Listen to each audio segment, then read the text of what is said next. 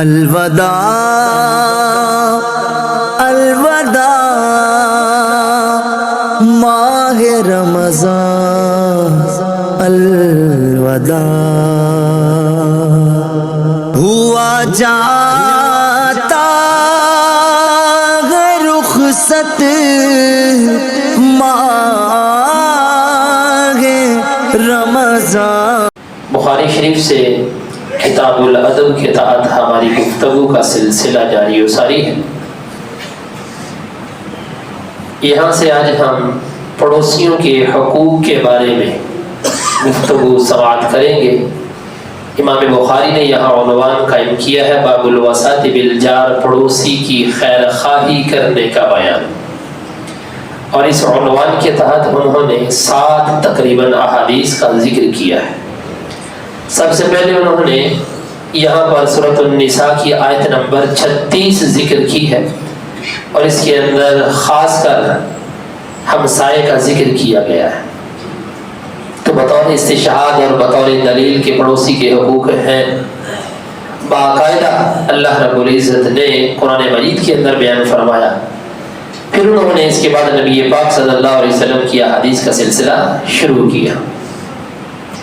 تو سب سے پہلے یہ یہاں پر ایک لفظ ہے باب الوساط بالجار۔ جار جو ہے نا، یہ جار ہو گیا، جوار ہو گیا، یہ 2 لفظ یہ آپس میں ملتے جلتے ہیں۔ ان کا معنی ہوتا ہے کسی کے قریب ہونا۔ تو پڑوسی کو پڑوسی اسی لیے کہا جاتا ہے کہ وہ اس دوسرے بندے کے قریب ہوتا ہے۔ تو یہ جو جتنے بھی حقوق بیان ہوں گے پڑوسی کے حقوق کی رعایت کا بیان ہوگا، تو اس کے اندر پڑوسی کا لفظ مسلمان کو بھی شامل ہے، کافر کو بھی شامل ہے، دوست کو بھی شامل ہے، اور دشمن کو بھی شامل ہے، فاسق کو بھی شامل ہے، مومن کو بھی شامل ہے۔ یعنی کہ مذہب اپنی جگہ پہ ہے، اسلام اپنی جگہ پہ ہے، مسلک اپنی جگہ پہ ہے، لیکن پڑوسی کے حقوق اپنی جگہ پہ ہے۔ ٹھیک ہے جی۔ تو اس وجہ سے امام بخاری رحمۃ اللہ تعالی علیہ سب سے پہلے یہاں پر آیت مقدسہ لے کر آئے۔ اللہ رب العزت کا فرمان ہے وَاعْبُدُوا اللَّهَ وَلَا تُشْرِكُوا بِهِ شَيْئًا، لوگوں اللہ کی عبادت کرو، اس کے ساتھ کسی کو شریک مت ٹھہراؤ۔ وَبِالْوَالِدَيْنِ إِحْسَانًا، والدین کے ساتھ نیکی کرو۔ وَبِذِي الْقُرْبَى، اور رشتہ داروں کے ساتھ بھی نیکی کرو۔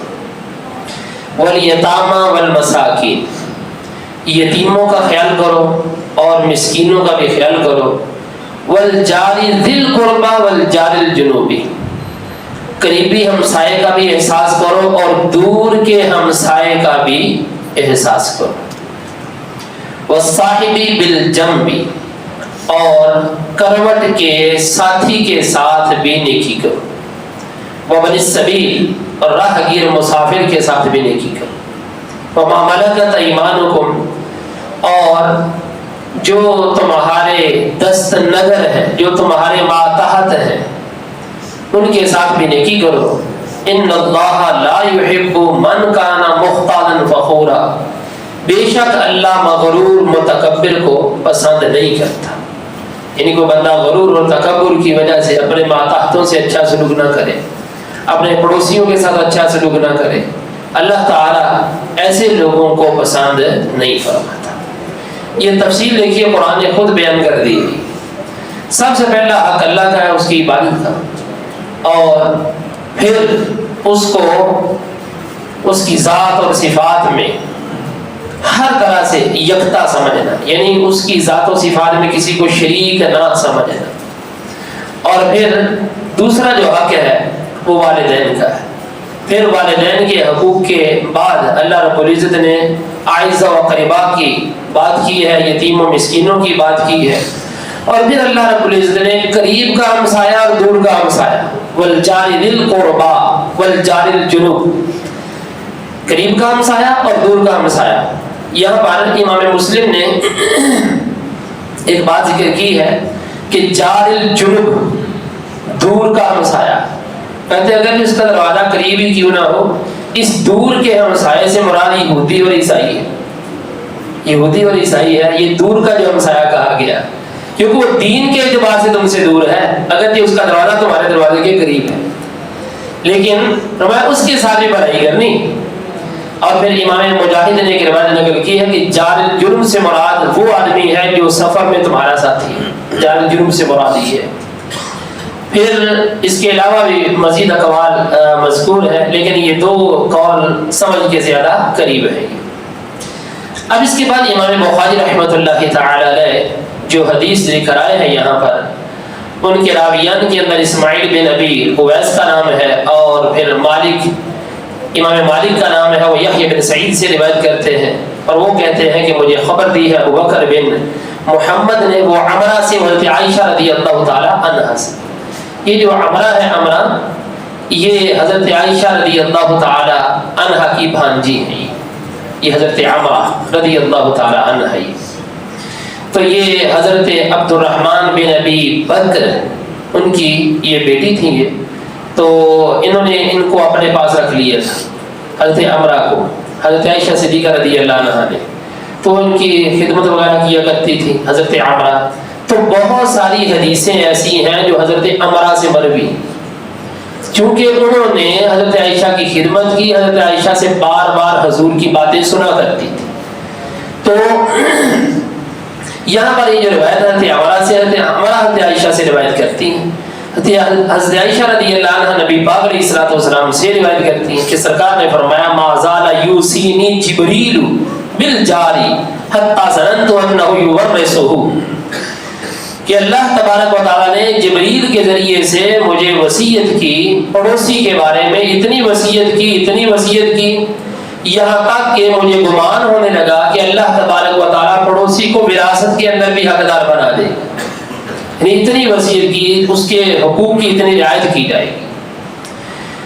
تو پڑوسی کے حقوق اپنی جگہ پہ ہیں۔ پھر دوسری حدیث بھی امام بخاری نے یہی ذکر کیا، لیکن راویان اس کے مختلف ہیں۔ پھر جو تیسری حدیث پاک ہے وہ انہوں نے یہاں پر لکھا ہے، اس کے جو راویان ہیں وہ اس کے علاوہ ہیں، جس طرح عاصم بن علی ہیں، ابن ابی ذئب ہیں، وہ سعید سے روایت کرتے ہیں، ابو شریح سے روایت کرتے ہیں، ان نبی صلی اللہ علیہ وسلم قال واللہ لا یؤمن واللہ لا یؤمن واللہ لا یؤمن، 3 دفعہ نبی پاک علیہ الصلوۃ والسلام نے فرمایا خدا کی قسم بندہ مومن نہیں، خدا کی قسم بندہ مومن نہیں، خدا کی قسم بندہ مومن نہیں۔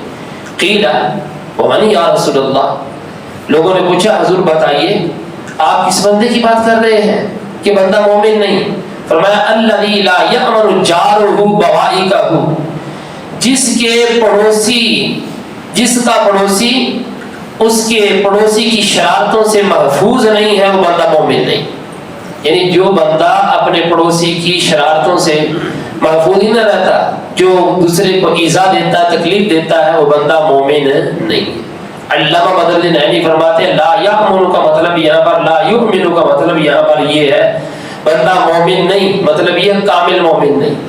کامل مومن اسی وقت بنے گا جس وقت اس کی زبان سے، اس کی ہاتھ سے اور اس کی ذات سے اس کا پڑوسی شرارتوں سے محفوظ ہوگا۔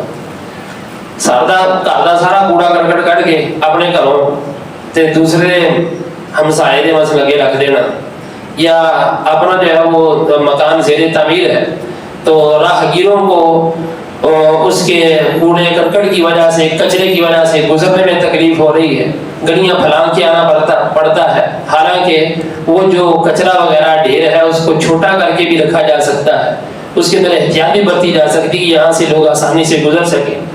یہ جتنی بھی چھوٹی چھوٹی باتیں ہوتی ہیں جس سے راہ عامہ متاثر ہوتی ہے، ان کا خیال کرنا ہر بندے کی ذمہ داری ہوتا ہے، ٹھیک ہے؟ تو یہی مومن ہونے کی نشانی ہے اور یہی اصل ایمان ہے۔ اس کے بعد امام بخاری رحمۃ اللہ تعالی نے ایک عنوان قائم کیا ہے، باب لا تحقرن جارۃ لجارتی، کوئی پڑوسن دوسری پڑوسن کو حقیر نہ سمجھے۔ یہ نبی پاک علیہ الصلوۃ والسلام نے خطاب کیا تھا خواتین سے، تو آپ نے فرمایا تھا یا نساء المسلمات لا تحقرن جارۃ لجارتها ولو فرسن شاۃ، اے مسلمان عورتوں تم میں سے کوئی بھی پڑوسن اپنی پڑوسن کو حقیر نہ سمجھے، اگرچہ وہ ایک بکری کا پایا ہی کیوں نہ دے۔ مثلا دینے والی عورت وہ بھی نہ سمجھے یہ تو ایک حقیر سی چیز ہے، اور جو لینے والی عورت ہے وہ بھی یہ نہ سمجھے کہ یہ تو بھیجا کہ ساڑھے کا ایک پایا بھیج دیتا. اس وقت جو اپنا بکریوں کے پائے ہوا کرتے تھے یہ حقیر لوگ سمجھے کہتے یہ کوئی بڑی شے نہیں ہے کوئی. تو لیکن آج کل تو ہمارے یہاں بکتے ہیں یہ, تو اس کو حقیر تو کوئی نہیں سمجھتا ہمارے. لیکن کہنے کا مقصد یہ ہے کہ کوئی کسی کو تحفہ دے, پڑوسی کو دے, تو نہ دینے والا اس کو حقیر سمجھے نہ لینے والا اس کو حقیر سمجھے, میں اس سے محبت بڑھتی. پھر اسی طریقے سے مسند ابو یعلا کے اندر ایک روایت ہے جو یہاں پر علامہ عبادت الدین علی نے ذکر کی ہے کہ کعب بن مالک روایت کرتے ہیں وہ بندہ جنت میں داخل نہیں ہوگا کہ جس کے ہاتھ سے, جس کی زبان سے اس کا پڑوسی محفوظ نہیں. مطلب یہ ہے کہ ابتداءً جنت میں داخل نہیں ہوگا, ابتداءً جنت میں داخل ہوگا لیکن پہلے اپنی شرارتوں کی سزا بھگتے گا پھر جائے گا جنت میں, ابتداءً جنت میں داخل نہیں ہوگا. اس طریقے سے نبی پاک صلی اللہ علیہ وسلم کا ایک اور فرمان بھی امام بخاری نے ذکر کیا, اس کا عنوان بھی قائم کیا ہے حدیث کے لفظوں کے تحت, من کان یؤمن باللہ والیوم الاخر فلا یؤذی جارہ, کہ جو شخص اللہ پر یقین رکھتا ہے, قیامت پر یقین رکھتا ہے, اس کو چاہیے کہ اپنے پڑوسی کو تکلیف نہ دے.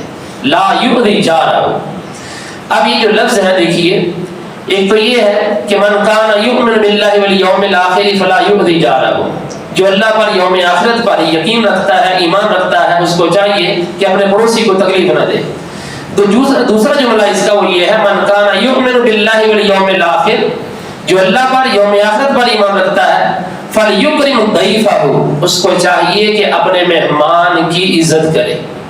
اور پھر جو تیسرا جملہ ہے ومن کان یؤمن باللہ والیوم الاخر, جو اللہ پر یوم آخرت کے اوپر یقین رکھتا ہے, فلیقل خیرا او لیصمت, چاہیے کہ وہ یا تو اپنی زبان سے کلمہ خیر نکالے یا پھر خاموشی اختیار کرے.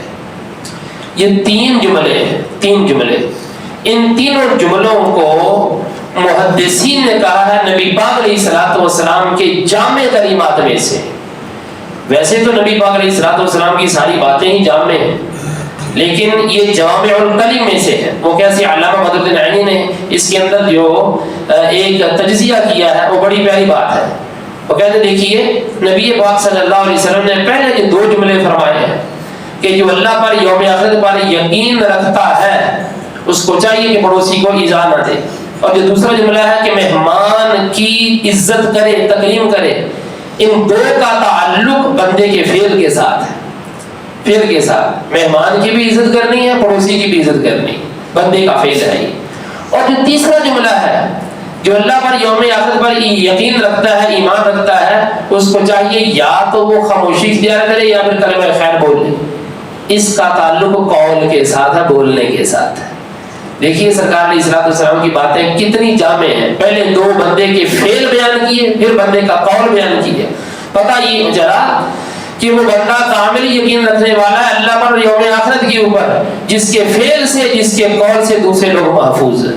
ٹھیک ہے جی, اس سے یعنی بے ضرر آدمی ہے, اس کی ذات سے نہ قولاً نہ فعلاً کسی کو تکلیف نہیں پہنچتی.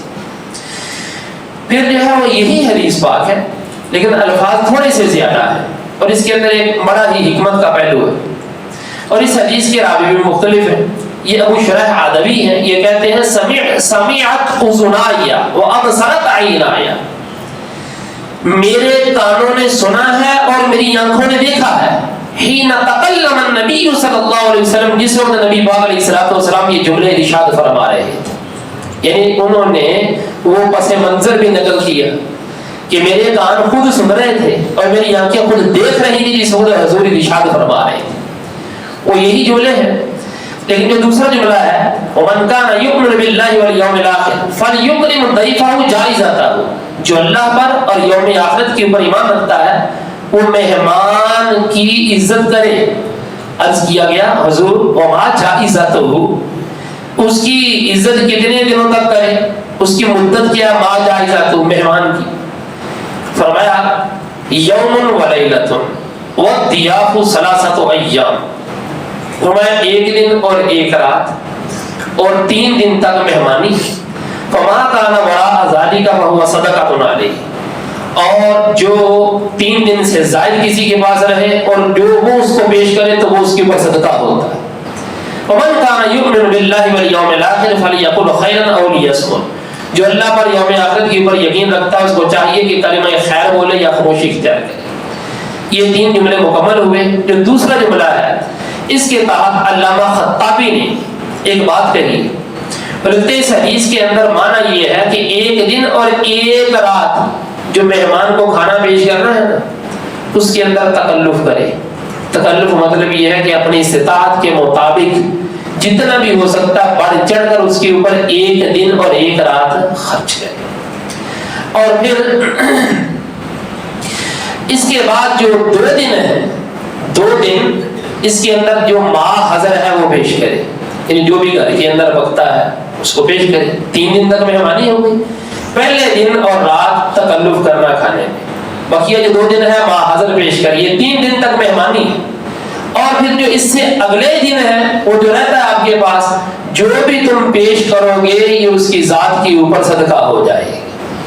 صدقے کا مطلب یہ ہے کہ یہ اللہ تبارک و تعالیٰ کی رضا کے لیے ہوگا جو بھی آپ اس کو پیش کریں گے۔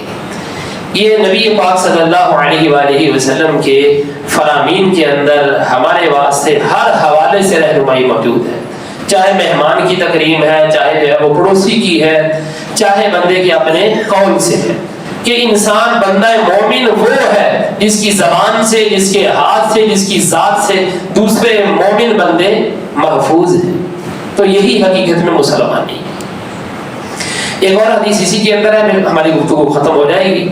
نبی پاک صلی اللہ علیہ وآلہ وسلم نے حضرت عائشہ رضی اللہ عنہ نے پوچھا کہ حضور بتائیے کہ میرے ہدایا کا مطلب کہ میرے تحفہ تحائف کا، میرے قریب جو ہے 2 ہمسائے ہیں، ادھر بھی ہے ادھر بھی، تو میرے تحفے کا زیادہ حقدار ہے کون؟